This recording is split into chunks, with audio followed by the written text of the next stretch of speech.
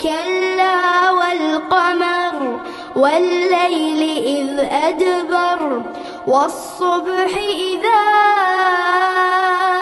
أسفر إنها لإحدى الكبر نذيرا للبشر لمن شاء منكم أن يتقدم أو يتأخر كل نفس بما كسبت رهينة إلا